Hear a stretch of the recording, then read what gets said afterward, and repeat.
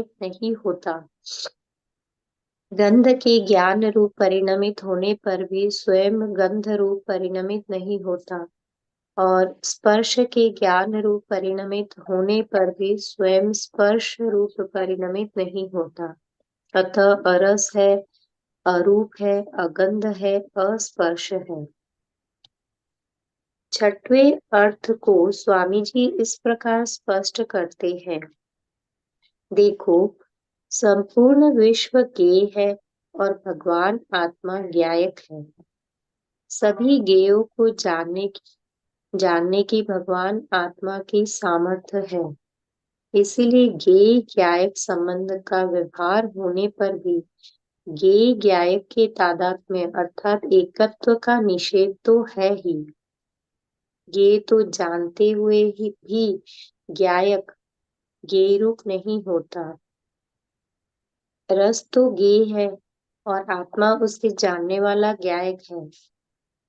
रस रूप ज्ञेय को जानते हुए भी आत्मा का ज्ञान ज्ञेय रूप या रस रूप नहीं होता। ज्ञान ज्ञान रूप रहता है और रस रस रूप रहता है। रस का ज्ञान ज्ञान का ही परिणमन है, वह ज्ञान के ही कारण है, रस के कारण नहीं। पांचवा और छठवा ये दोनों अर्थ रस रूप आदि को जानने संबंधी है। पांचवें अर्थ में यह कहा गया है कि अकेले रस को नहीं जानता, अपितु सभी को जानता है, अतः अरस है। अकेले रूप को नहीं जानता, अपितु सभी को जानता है, अतः अरूप है।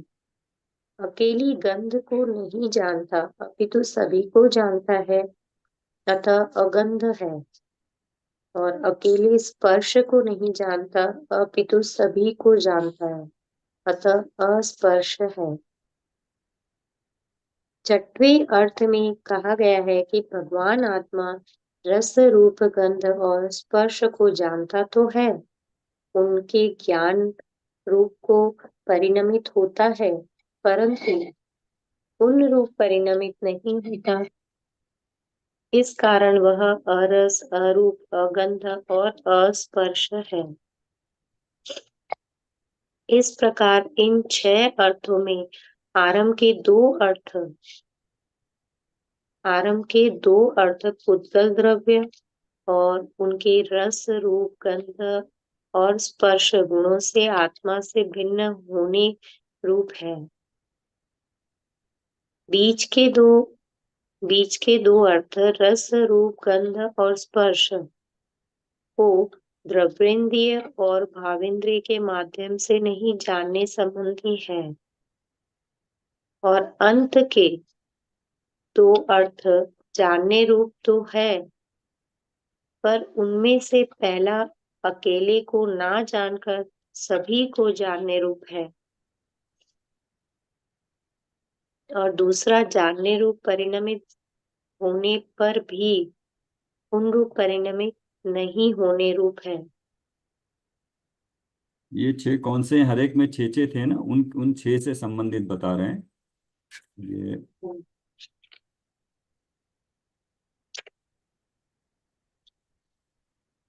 हाँ, ये है ना पेज 400 पे है ना, हर एक के 6 दिए, 6 भाव में से ये बता रहे हैं। पहले दो क्या है, दो अर्थ, पहले आरंभ के दो अर्थ पुद्गल द्रव्य और उसके स्पर्श गुणों से आत्मा के भिन्न रूप है। फिर दो बीच के दो, वो द्रव्येंद्रियों भावेंद्रियों के माध्यम से नहीं जानने संबंधी है, और अंत के दो अर्थ जानने रूप तो है, पर उनमें से पहला अकेले को न जानकर सबको जानने रूप है, और दूसरा जानने रूप परिणमित होने पर भी उन रूप परिणमित नहीं होने पर है।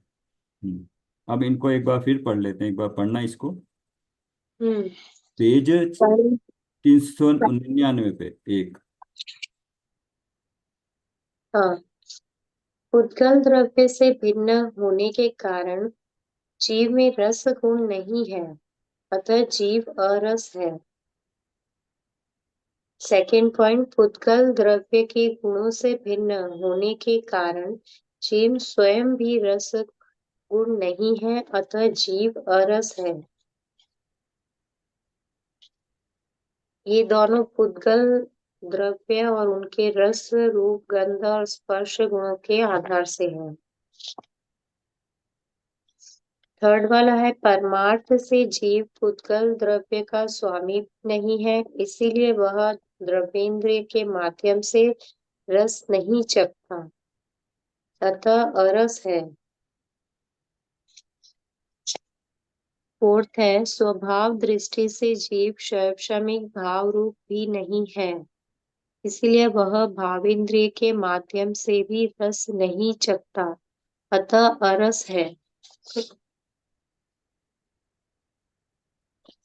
फिफ्थ तीनों थे पॉइंट। भावेंद्रिय द्रव्य, और फिर चौथा भावेंद्रिय रूप है, शैक्षणिक भाव रूप है।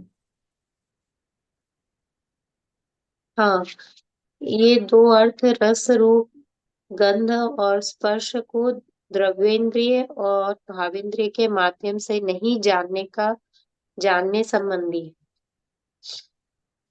और अंत के दो है, फिफ्थ वाला, समस्त विषयों के विशेषों में साधारण ऐसे एक ही संवेदन परिणाम रूप जीव का स्वभाव होने से वह केवल एक रस वेदना परिणाम को पाकर रस नहीं चखता, अतः अरस है। लास्ट है दूसरा, जानने रूप परिनिमित होने पर भी उन रूप परिनिमित नहीं होने रूप है। होने का। हाँ। ज्ञान के बारे में देखिए, एक ज्ञायक है, ज्ञायक में ज्ञान गुण है, और ज्ञान का यूज करके ज्ञान की क्रिया है, और ज्ञान की क्रिया है जानने रूप, और जानने रूप क्रिया क्या हो रही है, ज्ञेय रूप। ये चार काम, तीन तो काम है।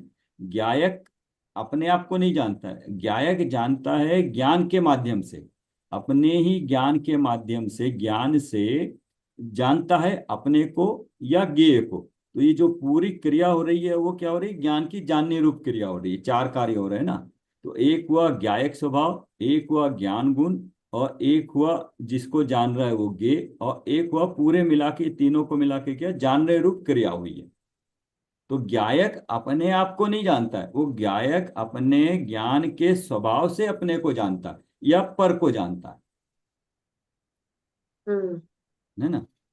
ये एक पॉइंट ज्ञान के बारे में है। बाकी ये उद्गल के बारे में 6 पॉइंट दिए हैं, तो उसमें देखते हैं और आगे पढ़ लेते हैं ये भी। तो इस तरह से टोटल 42 बता रहे हैं। 42 किस तरह से होते हैं देखते हैं ये। एक तो अरस, अरूप, अगंध, अस्पर्श, अशब्द, अव्यक्त, तो इसके छः छः के हो गए 36।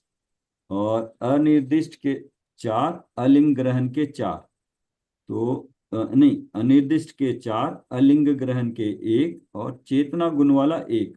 तो चेतना गुण तो एक अपना गुण हो गया, बाकी तो अन्य हो गए 4, और ये 42 हो गए। इस तरह से 42 कॉम्बिनेशंस बने इसके, 42 अपेक्षाओं से, जिसमें एक चेतना गुण ही अपना है, बाकी सारे पर है, और पर को ग्रहण नहीं करता। अगर हम सामान्य रूप से देखें तो पर को, पर रूप जानता तो है लेकिन ग्रहण नहीं करता, उन रूप नहीं होता।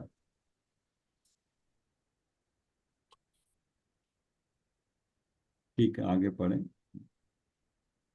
निष्कर्ष में कहा जा सकता है कि इन 6 अर्थों में आत्मा का पुद्गल के रागादि रसादि। गुणों रसादि गुणों के साथ सभी प्रकार के संबंधों का बड़ी ही निर्दयता से निषेध कर दिया गया है।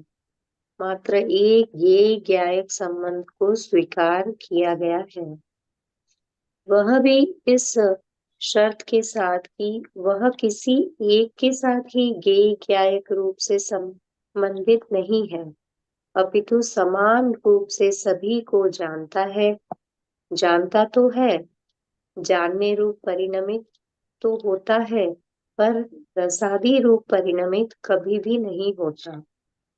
ये भी समझ सकते हैं कि उनके उनके पर पदार्थ के जितने गुण हैं उनको भी सबको जानता है, सिर्फ पर पदार्थ ही नहीं जानता, उनके गुण को भी जानता है, और पूरा पर पदार्थ भी ग्रहण करता है, और ग्रहण करते हुए भी उनको अपने ज्ञान में ज्ञेय रूप जानते हुए भी उनका एक भी गुण अपने में नहीं आता। अपना गुण अपने में रहता है, और जो पर्याय हुई है वो भी ज्ञान की ही पर्याय हुई है, वो पर पदार्थ की नहीं हुई है, और वो पर्याय ज्ञान की, ज्ञान के कारण हुई, पर वस्तु के कारण, ज्ञेय के कारण नहीं हुई है। तो पर रूप, पर रसादि रूप परिणमत कभी भी नहीं होता। मतलब पर रूप ज्ञान जानता तो है ज्ञेय को, लेकिन ज्ञेय रूप या ज्ञेय के गुण रूप वो कभी परिणमित नहीं होता। प्रश्न, अरस, अरूप, अगंध और अस्पर्श का सीधा सच्चा अर्थ यह है कि आत्मा में खट्टा, मीठा, चरपरा, कषायला और कड़वा यह 5 रस नहीं है। अतः अरस है। काला, पीला, हरा, लाल और सफेद यह 5 रंग नहीं है, अतः अरूप है। सुगंध और दुर्गंध ये दोनों गंध नहीं है, अतः अगंध है। और रूखा, चिकना, कड़ा, नर्म, ठंडा, गरम, हल्का और भारी यह 8 स्पर्श नहीं है, अतः अस्पर्शी है। यहाँ यह अर्थ तो नहीं किया, और ना मालूम कहाँ कहाँ से कैसे कैसे अर्थ निकाले हैं। मान लो कि जो अर्थ निकाले हैं वे भी ठीक है, पर साथ में यह अर्थ भी तो कहना चाहिए था। वो जो समझा है उसकी अपेक्षा से बता रहे हैं। आप देखते हैं, इसका जवाब सुनिए ध्यान से। उत्तर, कोई और अरे पढ़ना भाई, चाहेगा, पढ़ लीजिए। हाँ, ऋतु जी आप पढ़ हाँ, लीजिए। पढ़ रही हूँ। उत्तर, अरे भाई इतना उत्तेजित क्यों होते हो, यह अर्थ भी करेंगे, जरा धैर्य रखो। आगामी गाथाओं में यही अर्थ किया गया है। आगामी 5 गाथाओं में इसी बात को विस्तार से कहा गया है। वहां भी आत्मा को रस, रूप, गंध और स्पर्श से रहित बताया है। आपने प्रश्न में जैसा सरल सहज अर्थ बताया वैसा ही अर्थ वहां दिया गया है। उससे भी यहाँ ही दे देते तो फिर वहां क्या करते। यहाँ की जो गंभीर अर्थ किए हैं वो भेद ज्ञान की विशेष सिद्धि के लिए ही किए हैं, क्योंकि यह अज्ञानी जीव ऐसा जानकर भी कि आत्मा में रसादी नहीं है, उस उनसे किसी न किसी प्रकार का अपनत्व, एकत्व, ममत्व स्थापित कर लेता है, और कुछ नहीं तो सामान्य ज्ञेय ज्ञायक संबंध के आधार पर ही उन्हें अपना जानने मानने लगता है। अतः यहाँ उन सभी संभावनाओं को संयुक्ति नकारा है। अतः इन गंभीर अर्थों को पढ़कर अरुचि से नागबो नहीं सिकुड़ना चाहिए, अपितु उन्हें गहराई से समझकर अपने आत्मा का सही स्वरूप जानकर उसमें ही एकत्व, ममत्व स्थापित करने का प्रयास करना चाहिए। अब अशब्द के 6 अर्थों पर विचार करते हैं। अशब्द के 6 अर्थ भी रूपादि के 6 अर्थों के समान ही करना है, परंतु इतना अंतर तो अवश्य होगा कि जहाँ रूपादि गुण होने से उनके साथ गुण शब्द का प्रयोग किया गया था, शब्द के पर्याय होने से यहाँ पर्याय शब्द का उपयोग होगा। अशब्द विशेषण के प्रथम अर्थ में यह कहा गया, पुद्गल द्रव्य से भिन्न होने के कारण आत्मा में पुद्गल की भाषा वर्गणा की पर्याय रूप शब्द भी नहीं है, अतः आत्मा अशब्द है। दूसरे अर्थ में यह कहा गया, पुद्गल द्रव्य की पर्यायों से भिन्न होने के कारण आत्मा स्वयं भी शब्द पर्याय नहीं है, अतः अशब्द है। तीसरे अर्थ में कहते हैं, परमार्थ से आत्मा पुद्गल द्रव्य का स्वामी भी नहीं है, इसलिए वह द्रव्येंद्रिय के माध्यम से भी शब्द को नहीं सुनता, अतः अशब्द है। चौथे अर्थ में कहते हैं, स्वभाव दृष्टि से देखा जाए तो भगवान आत्मा क्षायोपशमिक भाव रूप भी नहीं, इस कारण यह भावेंद्रिय के माध्यम से भी शब्द नहीं सुनता, अतः अशब्द है। पांचवी अर्थ में यह कहा गया कि आत्मा अकेले शब्द को नहीं जानता, क्योंकि उसका स्वभाव तो सभी को जानना है, पांचों इंद्रियों के विषय को जानना, अतः वह केवल शब्द वेदना परिणाम को पाकर शब्द नहीं सुनता, अतः अशब्द है। छठवें अर्थ में कहा गया, भगवान आत्मा शब्दों को जानता तो है, उनके ज्ञान रूप तो परिणमित होता है, पर शब्द रूप परिणमित नहीं होता, अतः अशब्द है। इस प्रकार ये 6 अशब्द विशेषण के अर्थ है। इसके संदर्भ में वे सभी बातें लगा लेनी चाहिए जो अरस, अरूप, अगंध, अस्पर्श के बारे में कही गई है। इसमें आप ये पॉइंट ना 6 का, किसी भी एक 6 का, क्योंकि जब क्लास में होगी तो मैडम से भी एक क्लियर करा लेंगे, एक का एटलीस्ट समझ लेंगे तो बाकी का समझ में आ जाए। आप ये नोट कर लीजिए, मैडम से ये क्लियर कर लेना है, किसी भी फर्स्ट का एक 6 का, तो और डिटेल में थोड़ा समझ में आ जाए। सर जैसे इसमें फर्स्ट वाला है कि पुद्गल द्रव्य से भिन्न होने के कारण आत्मा में पुद्गल की क्योंकि जो भाषा वर्ग है ना उसको तो हम पुद्गल की ही पर्याय मानते हैं ना, तो आत्मा में ये है ही नहीं, इसलिए आत्मा अशब्द है। क्योंकि जो भाषा हम जो बोल रहे हैं तो पुद्गल का है ना सर पर्याय, आत्मा की पर्याय नहीं, इस अपेक्षा से आत्मा को अशब्द कहा है। हाँ नहीं, वो मतलब ये। पढ़ने से समझ में आता है, बट जो 6 भाग की है ना, अदरवाइज तो देखिए, हाँ वो पहले तो भाषा पुद्गल है और उसका हाँ कर्ता भाषा वर्गना है। जब उसका कर्ता भाषा वर्गना है तो वो पुद्गल है, द्रव्य वो पुद्गल की पर्याय है। तो फिर वो पर्याय जिसकी है वो उसका कर्ता भी वही होगा, कर्म भी वही होगा, और मेरे से कोई संबंध ही नहीं होगा। जब द्रव्य ही दूसरे हो गए सामान्य रूप से, द्रव्य पुद्गल है, तो पुद्गल की क्रिया पुद्गल में ही होगी, पुद्गल की पर्याय भी पुद्गल में ही होगी। मेरे में तो कुछ नहीं होगा, मेरे में तो बस मैं उसको ज्ञेय रूप में जानूंगा। हाँ लेकिन ज्ञेय रूप जानने से संबंध नहीं बनाना चाहिए, इसलिए यहाँ बताया ज्ञेय हाँ रूप सर, ये जानते हो। आत्मा शब्द ये ऊपर बोला है ना सर, ये इसके ऊपर वाले पैराग्राफ में कि जीव है ना गे गया एक संबंध के आधार पे अपना जानने मानने लगता, सेकंड पैराग्राफ में मतलब कि कुछ तो हाँ संबंध बना ले हाँ उसको। खुद बन। उसको वो संबंध नहीं जानना है, संबंध की डिटेल में नहीं देखना है। वो कहता है कोई संबंध है तो चलो मैं, या मेरा हो गया ये, बट ये नहीं देख रहा कि ज्ञेय ज्ञायक संबंध कोई संबंध नहीं है, वो तो बस एक उसकी स्वभाव है जानना। ज्ञान का स्वभाव है कि जानना, तो उसको जानता है तो उसको एक संबंध दिया कि ज्ञेय ज्ञायक संबंध है। बट वो संबंध न तो तादात्म्य संबंध है, न वो अतादात्म्य संबंध है, वो अपना हो नहीं सकता हो। तो लेकिन जैसे ही संबंध सुना तो हो सकता है कि ये हाँ मेरा है करके अपना मानने लगे, क्योंकि मिथ्यात्व जीव को बोल रहे हैं ना। तो इसलिए उसको इतने सारे क्लियर किए कि भैया ये तो पुद्गल का भी नहीं है, पुद्गल की पर्याय भी नहीं है, और इसलिए मतलब पुद्गल का है, पुद्गल की पर्याय है, और पुद्गल इसका स्वामी है तो तुम इसके स्वामी नहीं हो। और इसको तुम सिर्फ ज्ञेय दृष्टि से देखते हो, तुम्हारा तो ज्ञेय के कारण तुम नहीं जान रहे, तुम्हारा स्वभाव ही जानने का, इसलिए तुम इसको जान रहे हो। बस सर ये मतलब ये है कि गे गया एक संकर दोष बताने के बाद भी मतलब यहाँ पर फिर से बता रहे हैं सर उसके हिसाब से, जबकि वो पहली गाथा में वो संकर दोष का एकदम डिटेल 31 में बता चुके हैं, पर फिर से समझा रहे उसको अलग अलग करके एक एक विशेषता ले लेके।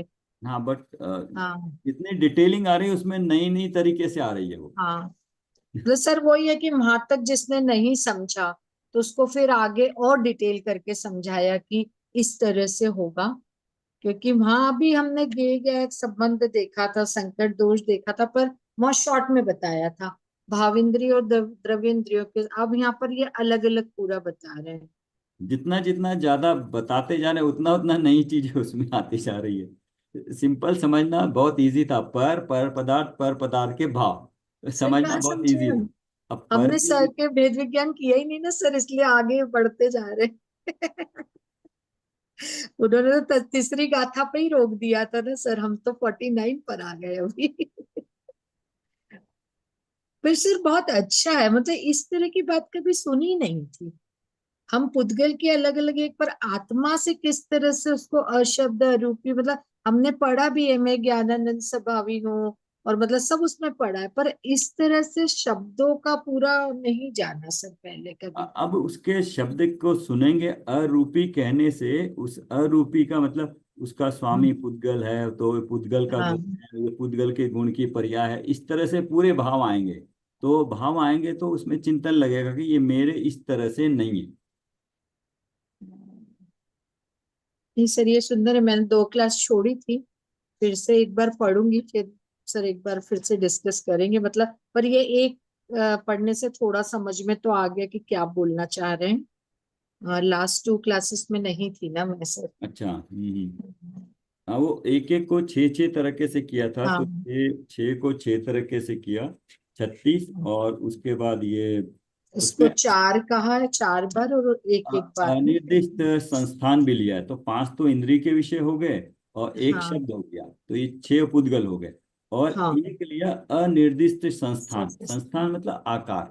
हम्म। आत्मा का कोई आकार नहीं है, जो आकार है वो शरीर का आकार है। और इस तरह से उसके 4 लिए हैं। और अलिंग ग्रहण मतलब इंद्रियों द्वारा ग्रहण नहीं होता है, तो आत्मा तो अपने ज्ञान द्वारा ग्रहण होता है, वो एक बोल लिया। तो ये तो अलग है, बट एक है फाइनली ये लिया कि चेतना। चेतना गुण वाला, वो तो एक है, वो तो अपना स्वभाव ही है, चेतना गुण वाला है करके इस तरह से 42 बोल यहाँ पे 42। ले लिए। विशेषण बता दीजिए। सर ये अच्छे से समझ में आ जाए तो गंडर देने वालों के लिए बहुत इंटरेस्टिंग है सर, 6 बता के। यस, बट एक समझ में आना जरूरी है। एक एक अच्छे से समझ में आ जाए तो सर सब में लगा सकते हैं उस तरह से ना। पढ़ूं आगे से। पढ़ लीजिए। यस। अब अनिर्दिष्ट संस्थान विशेषण पर विचार करते हैं। निर्दिष्ट माने कहा जाना, और संस्थान माने आकार। जिसके आकार के बारे में कुछ भी कहा जाना संभव नहीं हो, वह अनिर्दिष्ट संस्थान कहते हैं।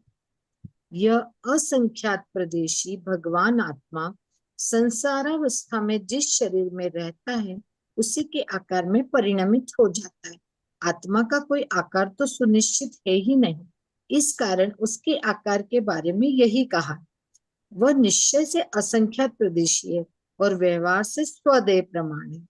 अतः निश्चय से उसके आकार के बारे में कुछ भी कहना संभव नहीं है।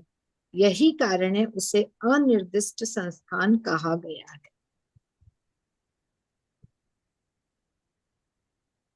ये मैच द फॉलोइंग में भी सिर आ सकता है। निश्चय से असंख्यात प्रदेशी, व्यवहार से स्वदेह प्रमाण। निश्चय से उसके आकार के बारे में कुछ भी संभव नहीं। हाँ, वो क्योंकि वो निश्चय से तो सर असंख्यात, जब समुद्र घात के समय तो पूरा ही फैल जाता है जीव के प्रदेश।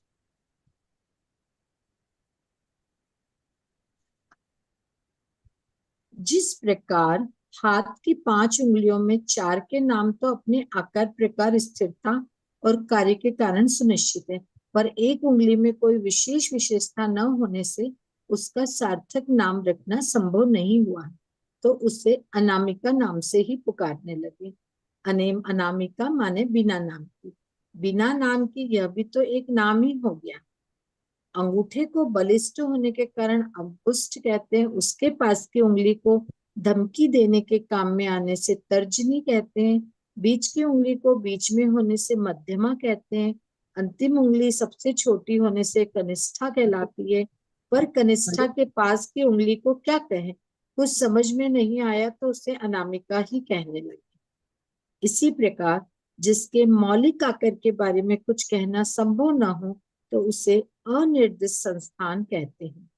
आत्मा के पारमार्थिक आकार के बारे में कुछ कहना संभव नहीं है, अतः उसे यहाँ अनिर्दिष्ट संस्थान कहा गया है। अनिर्दिष्ट संस्थान के 4 अर्थ आचार्य अमृतचंद ने किए हैं। उनसे भी उक्त तथ्य की पुष्टि होती है। पहले ही अर्थ में वे साफ साफ लिखते हैं कि पुद्गल द्रव्य से रचित शरीर के संस्थान के कारण जीव को संस्थान वाला नहीं कहा जा सकता। इस कारण जीव अनिर्दिष्ट संस्थान है। तो सर जो हम संस्थानों की बात करते हैं कि तो वो तो मतलब पुद्गल का ही है, मतलब कि संस्थान वाले, वज्र वाले और ये सब, हाँ, वो मतलब शरीर शरीर का आकार है, शरीर के लिए। शरीर का हाँ। आकार है, बट उतना ही कह सकते हैं कि आत्मा उस शरीर के प्रमाण है, बस हम्म। शरीर से बाहर नहीं है। अनंत शरीरों के अनंत संस्थान होते हैं। एक एक शरीर भी अनेक आकारों में परिवर्तित होता रहता है, अतः उसके आधार पर आत्मा के सुनिश्चित आकार को कहना संभव नहीं है। देह के अनियत संस्थानों के आधार पर असंख्यात प्रदेशी नियत संस्थान आत्मा के संस्थान को कहना संभव नहीं है। अतः आत्मा को अनिर्दिष्ट संस्थान कहा गया है। यह अनिर्दिष्ट संस्थान का आचार्य अमृतचंद कृत दूसरा अर्थ है। पहला तो सर ये है कि अनंत आकारों में परिवर्तित होता रहता है, ये हो गया। सेकंड ये हो गया, 4 बताया ना। इसके संदर्भ में स्वामी जी का स्पष्टीकरण इस प्रकार है। भगवान आत्मा नित्य असंख्यात प्रदेशी है, ऐसा उसका नियत स्वभाव है। शरीर के भिन्न भिन्न आकार अर्थात 1 इंद्रिय, 2 इंद्रिय, 3 इंद्रिय, 4 इंद्रिय, 5 इंद्रिय आदि के आकार अनियत है।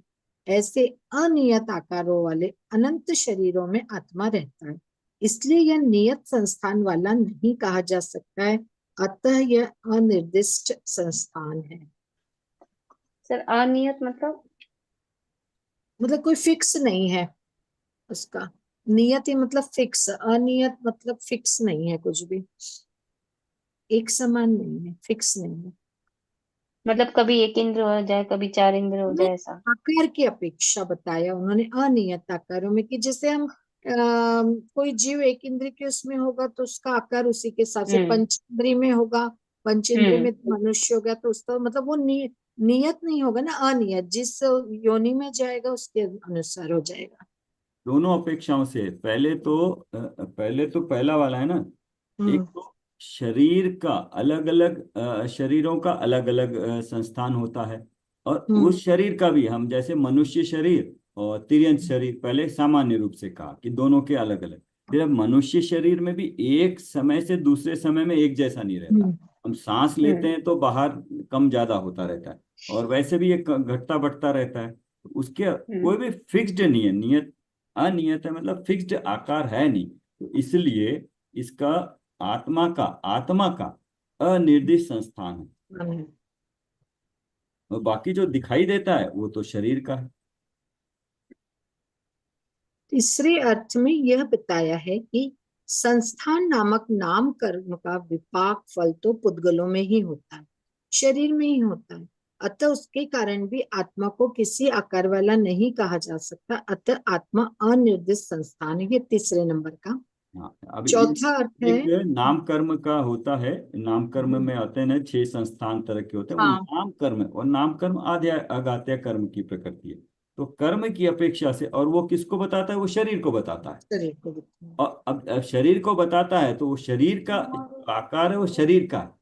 तो इसलिए अब आत्मा का कोई शरीर नहीं है, तो उसको आकार से संबंधित है, इसलिए उसको अनिर्दिष्ट कर दिया। जैसे अनामिका को बताया ना, कोई नाम नहीं है इसलिए अनामिका, बट इसको संस्थान से संबंधित है तो अनिर्दिष्ट कर दिया। है।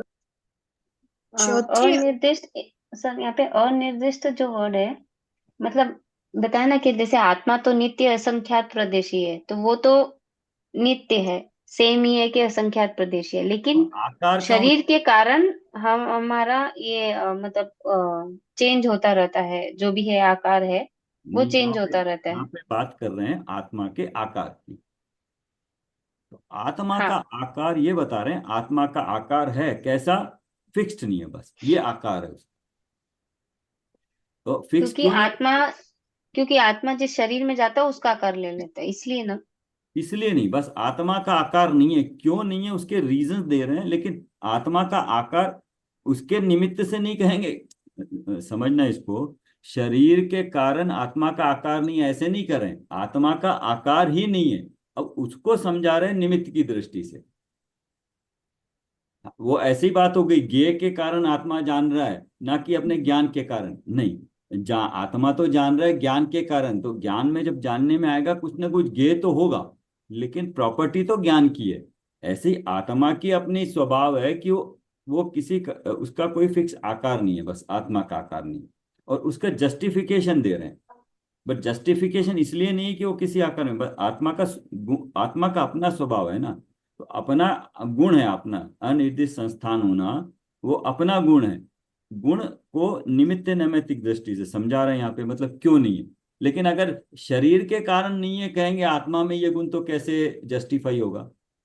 हम्म आत्मा तो में जो लेकिन गुण है, बोलते हैं ना कि जो छह ये है अपने कॉमन एट्रीब्यूट जो सामान्य गुण है उसमें आता है ना कि हर द्रव्य का एक कोई ना कोई आकार है। प्रदेशत्व गुण का मतलब है क्या सर वो?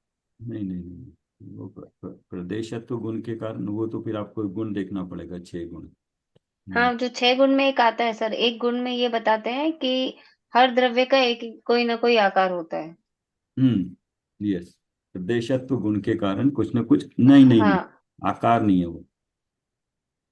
वो आकार नहीं है, आप देखना कर, वो आकार नहीं है, वो है। प्रमेयत्व गुण। नहीं, आप कंफ्यूज हो स्थान रहे आप। स्थान लेता अच्छा, है, मतलब वो ठीक है, मैं चेक स्थान करूंगी। लेता है। तो प्रदेशत्व गुण के कारण कोई ना कोई द्रव्य कुछ न कुछ आकाश के प्रदेशों को मतलब ग्रहण करता है। ऑक्युपाई हाँ ठीक करता है है। सर। ऑक्यूपाई हाँ, करता है, ऑक्यूपाई, मतलब लेकिन हाँ एक स्पेस गुण लेता कोई है। ऐसा है जिसके कारण अस्तित्व, वस्तुस्थ, द्रव्यत्व, प्रमेयत्व, प्रदेशत्व, अगुरुलगत्व। अगुरु लगत। हाँ। तो अगुरुलघु तो अलग है, प्रमेयत्व गुण के कारण जानने में आता है, प्रदेश गुण के कारण कुछ न कुछ स्पेस लेता है, जगह आप लेता है। जो कह रहे हैं, कुछ न कुछ स्पेस जरूर ग्रहण करता है। नहीं तो सर, स्पेस ग्रहण करता है, लेकिन किसी का ऐसा लग रहा आकार, है कि नहीं, आकार कुछ न आकार कुछ है। उसका आकार होता है कि हाँ। प्रकृति गुण के कारण कुछ न कुछ आकार जरूर होता है। तो आकार है, वो आकार उस अपेक्षा से देखेंगे तो ये जिस शरीर में उसका आकार ग्रहण करता है, और अंतिम हम्म। शरीर है, वो जितना अंतिम शरीर है वो आत्मा का अंतिम शरीर के बराबर होगा। बट पॉइंट हाँ, ठीक तो सर फिर यहाँ पे अनिर्दिष्ट संस्थान ये दोनों मतलब फिर बोलेंगे कैसे नए की दृष्टि से, राइट? है। हाँ, अब वो पॉइंट सही है आपका, कि उसमें वो बताया गया है कि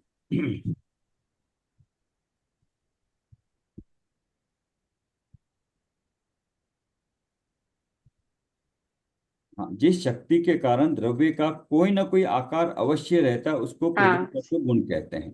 हाँ। अब इसमें क्या है, कोई ना कोई आकार कहा है, आकार तो रहता है लेकिन नियत आकार कोई में। फिक्स नहीं है। इसमें आकार तो है लेकिन आकार फिक्स नहीं है, इसमें नहीं बता रहा है। यहाँ पे बोल रहे हैं कि कोई भी आकार फिक्स नहीं है, हाँ, ऐसा। अनियत, अनियत बता रहे हैं ना। अनियत कह रहा है, थोड़ा सा अनियत। डिफरेंस आया है।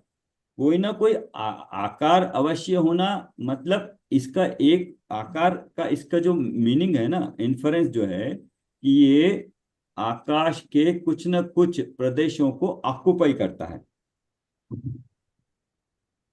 ये चारों कारण दिए ना प्रियंका जी। फर्स्ट क्या दिया है कि अलग अलग शरीरों में रहता है, तो इसलिए इसका हम्म। फिक्स नहीं है। आकार तो अनेक आकारों में परिवर्तित होता रहता है, तो हम हम्म। फिक्स नहीं बोल सकते कि यही आकार है। जैसे अभी तो जो इसमें मैं आकार, हूं, तो मतलब आकार आकार फिक्स नहीं है नहीं है। ऐसा नहीं है, इसमें आकार नहीं है ऐसा नहीं है, यहाँ पे आकार फिक्स नहीं है। फिक्स फिक्स नहीं नहीं है, यही है। बता रहे हैं हर उसमें सूक्ष्म ठीक है। कि है। निश्चित आकार नहीं है, मतलब नियत आकार नहीं है कुछ भी। और जैसे हम्म। इसमें ये जो चार कारण दिए ना, उसमें यही बताया। पहला क्या कि अनंत हम्म। शरीरों में रहता है, संस्थान अलग अलग आकार के होते हैं, तो इससे कोई सुनिश्चित शेप नहीं है। सेकंड में हम्म। बताया कि अनियत संस्थानों के अप्रदेशी नियत संस्थान वाले, मतलब आत्मा का कोई नियत शेप नहीं है। फिर तीसरे में भी ये बताया कि ये नामकर्म के उससे पुद्गलों में होता है, तो आत्मा को किसी भी आकार वाला नहीं कह सकते। जिस शरीर में होगा उसी आकार का होगा वो। हाँ, नहीं, और पॉइंट फिर इनका ये ये है कि अगर उस प्रदेशत्व गुण लिया जाए, सामान्य गुण हर एक में है। नहीं, आकार है पर फिक्स आकार समझ नहीं गए है, सर। फिक्स हाँ, नहीं राइट। है। तो आकार है लेकिन फिक्स्ड आकार नहीं है। हाँ, यस, आकार है, फिक्स नहीं है। तो यहाँ पे फिक्सडिटी की बात कर रहे हैं, वहाँ प्रदेश, तो आपका पॉइंट बिल्कुल एक सूक्ष्म डिफरेंस है दोनों में, अच्छा है आपने बोला हम्म। कि ग्रहण तो आकार तो होता है लेकिन आकार चेंज होता रहता है। हाँ। हम एक गति की अपेक्षा भी आकार चेंज ही होता रहता है ना। हम छोटे थे पहले, हम्म। फिर बड़ा हुआ हमारा शरीर, तो उसके हिसाब से आत्मा ने आकार ग्रहण किया, मतलब हम्म। बचपन का। और ये मतलब वो डिफरेंस आता है मेन। हम्म। ये आगे भी और बताया इसके बारे में। स्वामी जी कहते हैं, दाल भात रोटी शरीर मकान आदि अनेक आकार वाली वस्तुओं को जानते हुए भी आत्मा उनके आकार रूप नहीं होता। जैसे जिस तरह हम्म। यहाँ शरीर को पुद्गल माना है, मतलब आकार ग्रहण कर लेता है पर उसके आकार रूप नहीं होता। उन्होंने यहाँ पर फिर इन पुद्गलों का दाल भात रोटी का उदाहरण दिया है कि उन दूसरे आकार वाली मतलब वस्तुओं को जानता है, फिर भी आत्मा ऐसा नहीं कि हम्म रोटी के आकार का हो जाएगा। तो शरीर भी उसी में लिया है। दाल भात रोटी मकान की तरह शरीर को भी उसी में लिया है उन्होंने, कि उनके आकार रूप नहीं होता है, उनके आकार रूप नहीं परिणाम होता, पर के आकार रूप नहीं परिणमित होने के कारण ही आत्मा संस्थान रहित है, अर्थात वह अनिर्दिष्ट संस्थान है। मतलब कोई इसका संस्थान नहीं। जो हम संस्थान पढ़ते हैं अलग अलग, वो पुद्गल का ही, शरीर के ही नहीं, लेकिन संस्थान। यहाँ पे तो बोल दिया ना कि शरीर के भी आकार का नहीं होता, लेकिन ठीक है, हाँ, उसके शरीर के आकार आकार का तो रूप होता ही है। क्वेश्चन अभी आप बताइए। हाँ ठीक है, संसार अवस्था में शरीर का आकार लिया, वो एक जैसा नहीं है, सबका अलग अलग है। अब बताइए हम्म सिद्ध अवस्था में तो लास्ट उसने आकार ले लिया, अब तो कभी चेंज हम्म नहीं होता है, तो वहां कैसे अप्लाई करेंगे ऐसा गुण? सिद्ध जो है आखिरी शरीर होता है ना, चरम शरीर, राइट राइट वो जो आखिरी शरीर से किंचित न्यून कम आकार ग्रहण कर हम्म लेता है। ठीक है, हम्म आत्मा के प्रदेश उस आकार में हो जाते हैं। तो हम्म अब वो तो आकार चेंज नहीं होता है अनंत काल तक। अब लगाइए ये वाला गुण। सर, जैसे बाकी सब में बोलते हैं ना कि हर समय, अब जैसे सिद्ध की भी अनंत गुण है, उनकी पर्याय हैं। हर पर्याय मतलब हर समय चेंज होती रहती है।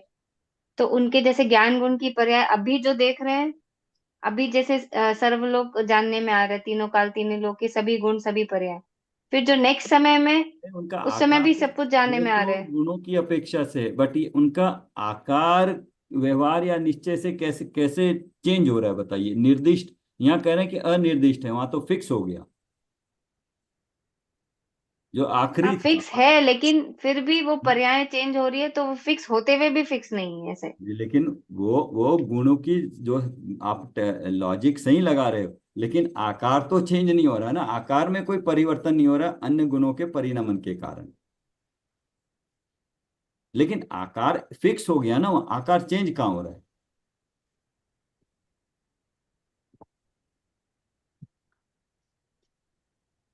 आप जो लगा रहे हैं वो लॉजिक लगा रहे हैं, लेकिन उससे आकार चेंज हो रहा है क्या? प्रति समय चेंज हो रहा है, समय की अपेक्षा चेंज हो रहा है, जैसा है चेंज वैसे। नहीं हो रहा है, लेकिन वो है वही का वही, मतलब। हाँ, बट इससे एक और बढ़िया, आप थोड़ा सोचो, इससे और एक बढ़िया आपको लॉजिक समझ में आएगा। वो बिल्कुल बहुत ही सिंपल है। आप जो बोल रहे हैं लॉजिक लगाया आपने, और वो समय की अपेक्षा से ठीक है, वो पता नहीं कैसे होगा या नहीं, बट समय की अपेक्षा से अन्य गुणों में लगाया तो इसमें भी लगा लिया। बट एक और भी एक सिंपल सा लॉजिक होगा, थोड़ा सोचिए इस पे। वो वहां पे थोड़ा हम लगा पाएंगे, ये रूल लगा पाएंगे।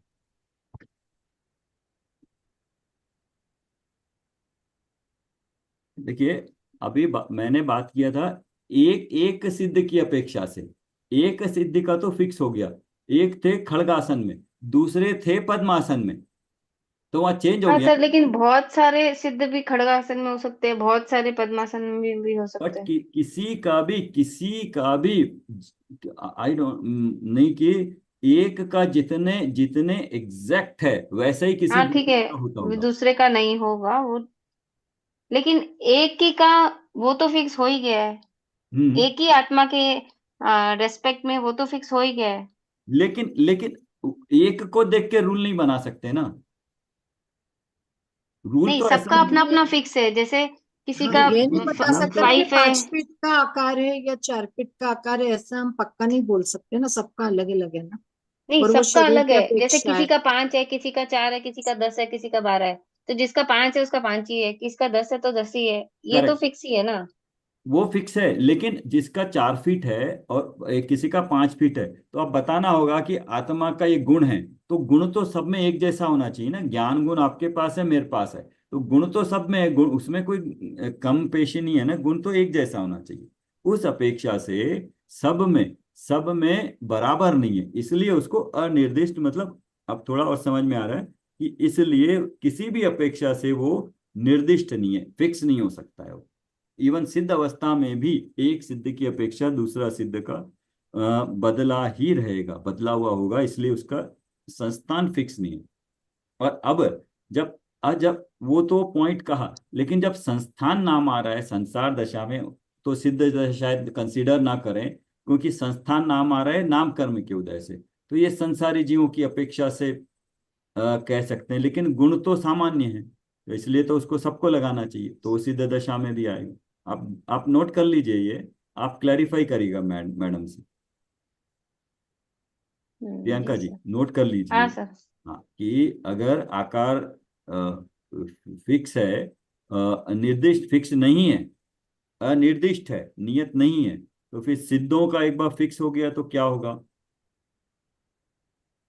और क्या सिद्धों को, अगर सिद्धों का नहीं लेंगे, यहाँ पे नाम कर्म का उदय आया तो ओनली संसारी जीव लेंगे, तो फिर गुण तो सामान्य है, सामान्य गुण तो हर जीव में होता है, चाहे संसारी हो चाहे उसमें, तो दोनों में कहाँ पे समझ में गड़बड़ हो रही, किस तरह से फिक्स करेंगे? हम्म। हम्म। सामान्य अगली गुण कहने गाथ से वो सिद्ध में भी होना चाहिए था, लेकिन यहाँ यहाँ पे जब नाम कर्म का रेफरेंस आ गया तो ओनली संसारी जीव का होगा।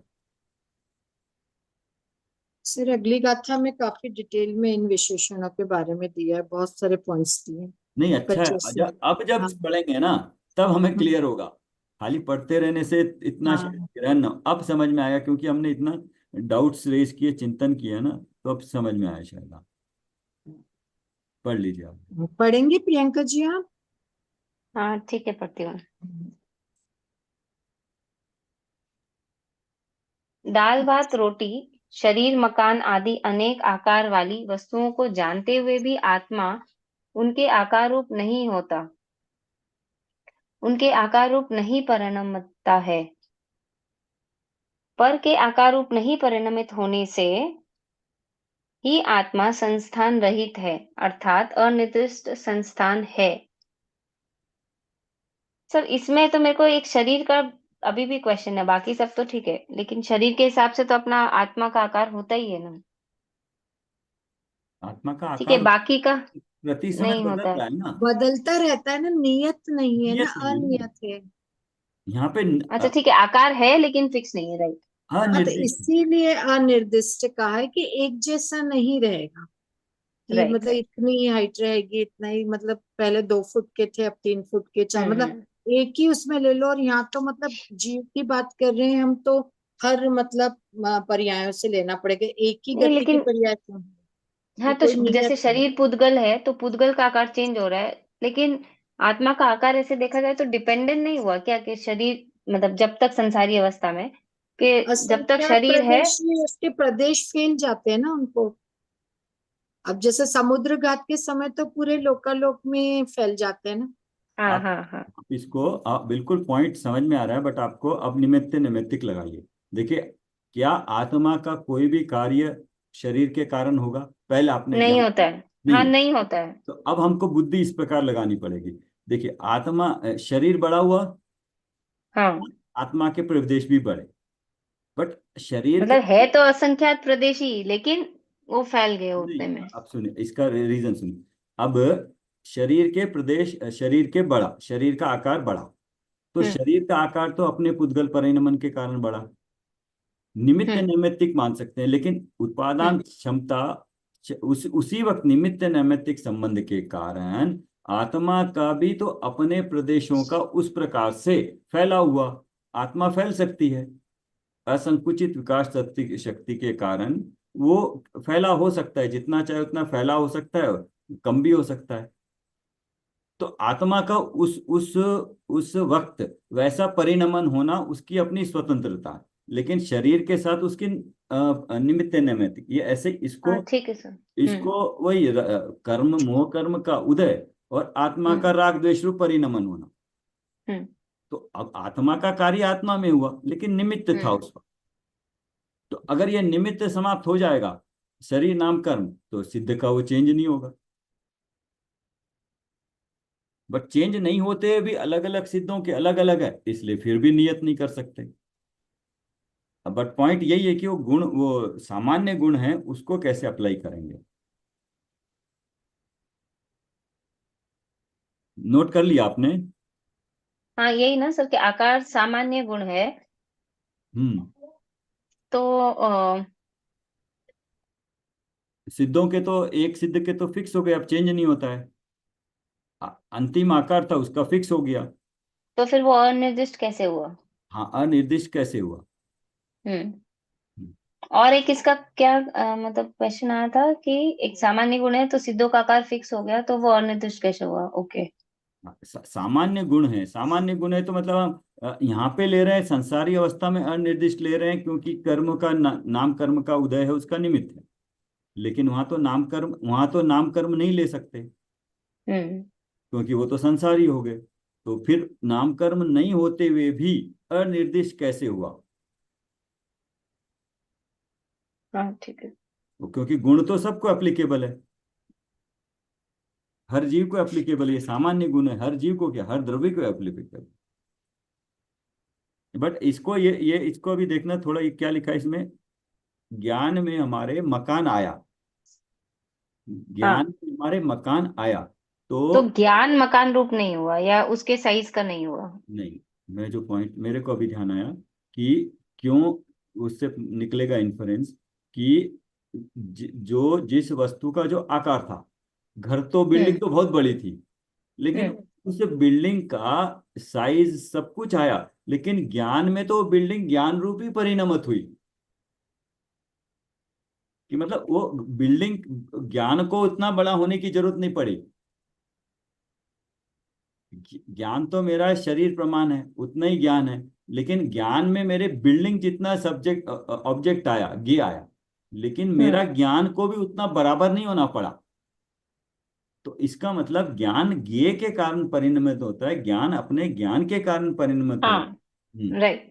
गे गे के ज्ञान कारण ज्ञान के परिणमित कारण होता परिणमित तो होता गे है। के बराबर होना चाहिए था उसको। हम्म। जितना बड़ा गे उतना बड़ा उसको ज्ञान को भी होना चाहिए था। नहीं, ज्ञान तो अपने कारण से परिणमित हो रहा है, गे तो झलक रहे हो। हम्म। उक्त चार अपेक्षाओं से भगवान आत्मा को अनिर्दिष्ट संस्थान कहा गया है। शास्त्रों में सम, चतुर, चतुरस्त्र, चतुरस्त्र शास्त्रों में सम, चतुरस्त्र आदि 6 संस्थानों की चर्चा है। वह 6 संस्थान आत्मा में नहीं है, इसलिए जीव अनिर्दिष्ट संस्थान है। आचार्य अमृतचंद ने ऐसा अर्थ क्यों नहीं किया?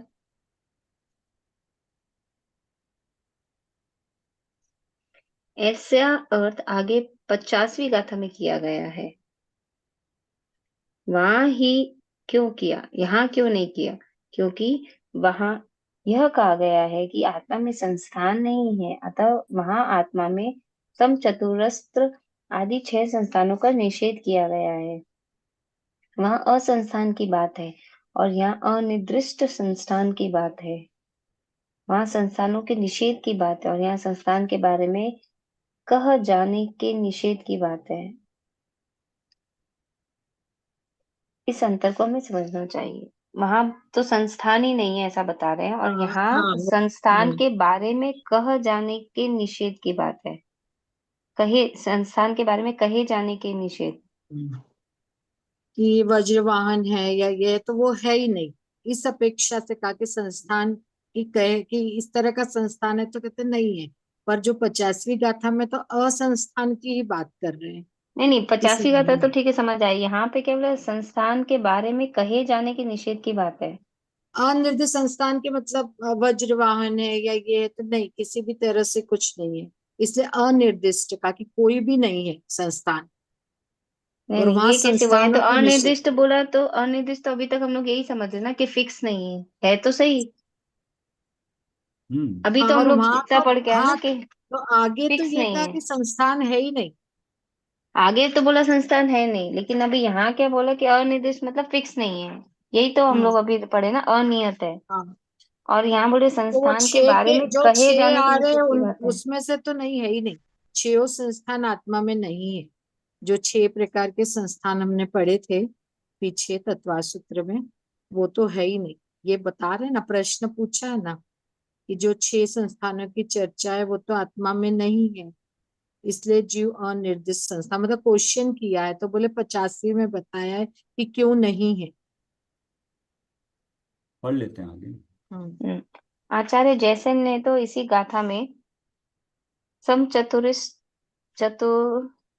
चतुस्त्र तिष्ठ संस्थान रहितम ऐसा अर्थ किया है तो अच्छा ही किया है, पर उन्होंने आगामी 50वीं गाथे में असंस्थान का भी यही अर्थ किया है। जैसे ने असंस्थान और निर्दिष्ट संस्थान दोनों का एक ही अर्थ किया है, और अमृतचंद्र ने दोनों के अलग अलग अर्थ किए हैं। आप दोनों में से किस अर्थ को प्रमाण मानते हैं?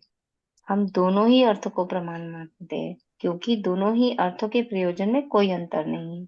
फिर भी आप दोनों में से अच्छा अर्थ किसे समझते हैं? आचार्यों की वाणी में अच्छे बुरे का भेद हमें भाषित नहीं होता। हमारा काम तो दोनों के ही कथनों से आचार्य कुंद की वाणी के मर्म को समझाना है। प्रश्न, यहाँ आप दो इस बात आई है प्रियंका जी कि हाँ एक संस्थान है नहीं है और उसके समान नहीं है, तो दोनों का मतलब वही है। जयसेन जी ने अलग अलग मतलब इसमें एक जैसे ही बता दिया है कि है नहीं या उसके जैसे वो चीज नहीं है या उसके जैसी नहीं है, तो मतलब वही निकलता कि वो चीज नहीं है। जैसे मेरे पास यदि लाल कलर का कपड़ा नहीं है या लाल कलर जैसा नहीं है, दोनों का मतलब हम्म वही निकलेगा ना, कि मतलब नहीं में हम्म निकलेगा। तो जयसेन जी ने एक साथ जैसा इसी में बोल दिया, पर अमृतचंद आचार्य ने अलग अलग तरह से बताया है कि उसके जैसा नहीं है, और अगली गाथा में बताया कि नहीं है। मतलब एक बार मतलब कि जैसा नहीं है या है ही नहीं, तो मतलब दोनों का वैसे बोलने का एक ही तरीका मीनिंग हुआ। अलग है, मीनिंग एक हम्म ही हुआ दोनों का। तो ये आगे भारीले जी हम्म वही कह रहे हैं कि दोनों आचार्यों ने अपनी टीकाओं में अलग अलग तरह से किया है। हम्म। आप इस प्रश्न का उत्तर नहीं देना चाहते, अतः चतुराई से टाल रहे हैं। अरे भाई, इसमें चतुराई की क्या बात है? हम भावलिंगी संतों में ऐसा भेद कैसे कर सकते हैं?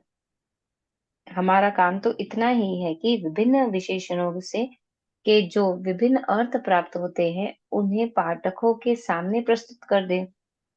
जब तक उनमें कोई ऐसा अंतर न हो कि जिससे सैद्धांतिक मतभेद खड़ा होता हो, तब तक उनको संदर्भ में कुछ भी टिप्पणी करना आवश्यक ही नहीं, अनर्गल चेष्टा है। इसमें क्या मतलब है, हम भावलिंगी संतों में ऐसा भेद कैसे कर सकते हैं, ये बात कहाँ से आ गई?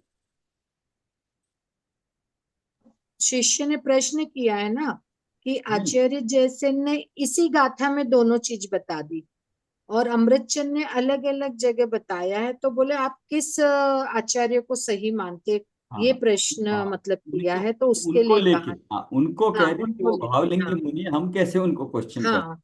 बोले हमको तो सिर्फ कुंद कुंद आचार्य की वाणी का जो मर्म है वही समझना है, कहने का तरीका क्या है हम उसमें ये नहीं कर सकते। तो फिर वो प्रश्न शिष्य करा कि आप चतुराई से टाल रहे हो, तो वो कह रहे कि नहीं, हम उसमें जब तक कोई सिद्धांत के हिसाब से मतभेद नहीं होगा तो हम उस पर टिप्पणी नहीं करेंगे, क्योंकि मतलब तो टिप्पणी दोनों है कर भी ना नहीं सकते कि क्योंकि उस जैसा नहीं है वो या वो नहीं है। जैसे ये पेंसिल है, इस जैसी पेंसिल नहीं है, या ये पेंसिल मेरे पास नहीं है, मतलब दोनों का एक ही निकलेगा, बोलने का तरीका अलग है। तो हम्म बारिले जी यही कह रहे कि हम कोई टीका टिप्पणी नहीं, जब तक सिद्धांत में कोई डिफरेंस नहीं आएगा। नहीं, और भी होगा भी तो शायद वो यही कहेंगे कि शायद हमारी समझ में नहीं आया, क्योंकि ये तो दो भावलिंगी संत है, उनको कैसे कट हाँ, करेंगे।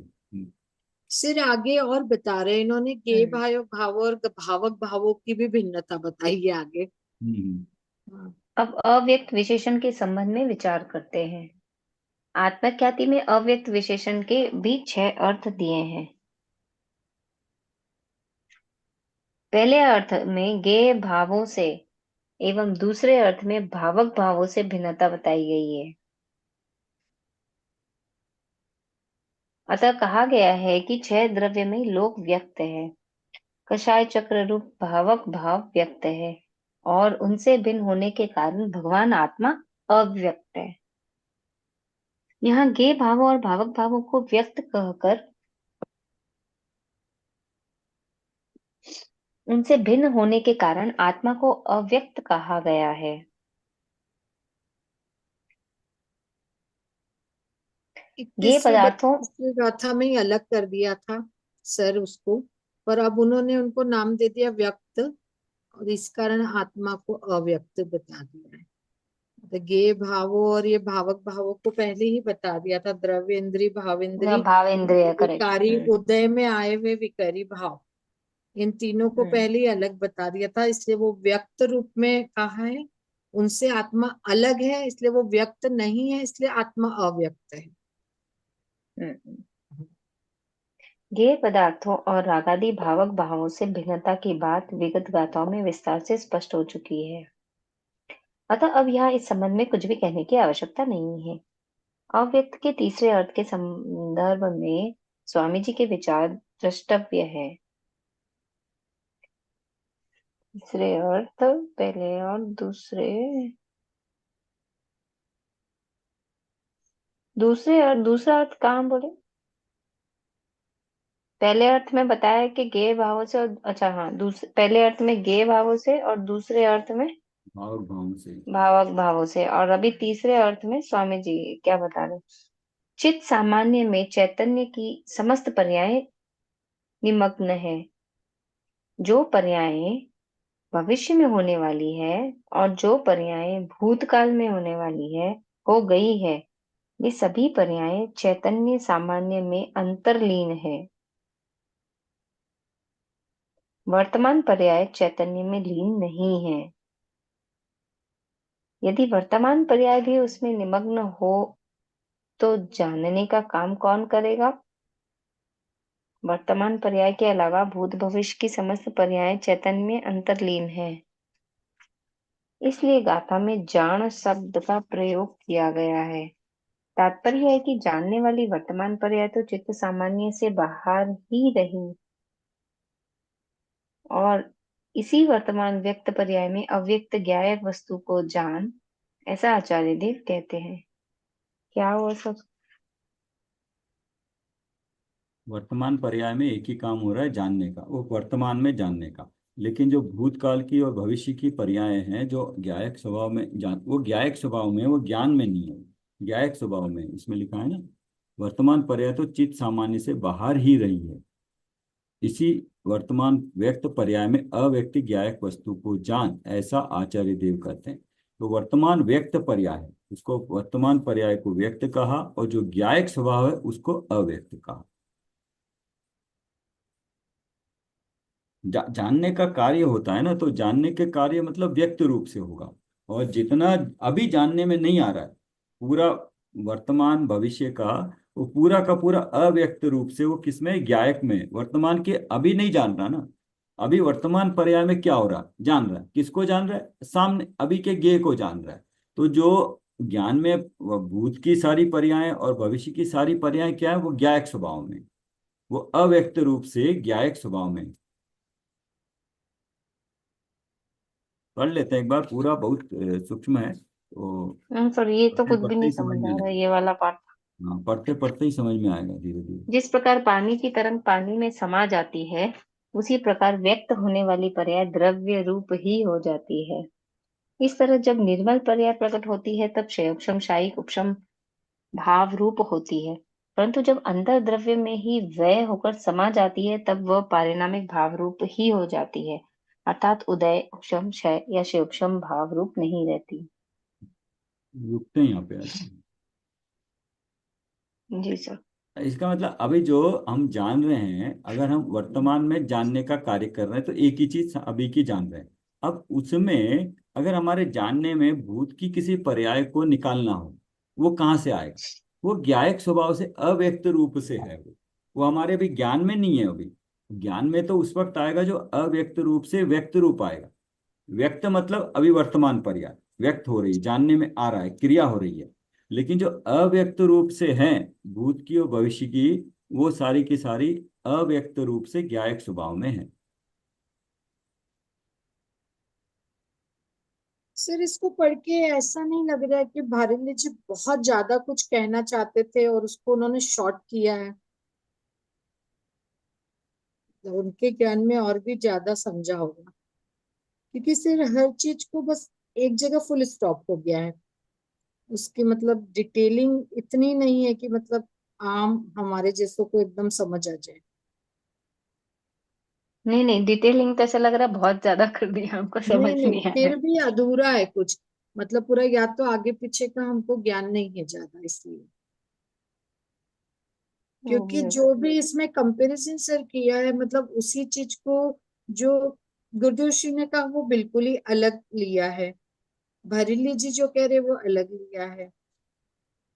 करेक्ट, काफी अलग अलग विचार है। हाँ, तो मतलब ऐसा लग रहा है ना कि जैसे भरीली जी और ये लोग जान, मतलब यहाँ पे और ज्यादा कुछ वो कहना चाहते थे, पर शायद ये है कि बहुत बड़ा ना डिटेलिंग हो जाए, क्योंकि जगह जगह लिखा ना कि ये वहां से कर ले, ये वहां से देख ले, यहाँ ये करने की जरूरत नहीं है।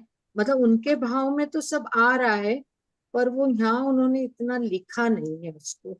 नहीं, और भी हो सकता है, एक पॉइंट ये भी हो सकता है कि कहीं भाव से भावांतर ना हो जाए, कोई दूसरा भाव ना चले जाए, इसलिए वो हाँ, इसलिए भी हो हाँ, सकता है। वो तो समझे वो सर, अपने लिए है, लेकिन जब कह देंगे लिख देंगे तब वो चर्चा का विषय हो जाएगा। उसमें कुछ वो परफेक्ट हाँ। होना चाहिए, उसमें जरा सी भी शंका नहीं होनी चाहिए, इसलिए वो जो आचार्य ने कहा उसके हम्म, आसपास ही कहेंगे वो जो भी कहना। हाँ हाँ।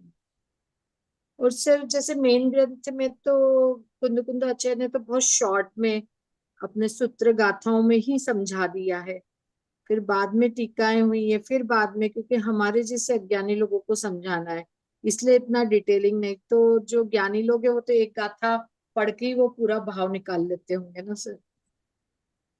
हाँ, उनको तो वो यस। तो गाथा गाथा लिखी हुई है कुंद कुंद आचार्य ने, तो भाव तो आगे आगे निकले हैं सारे।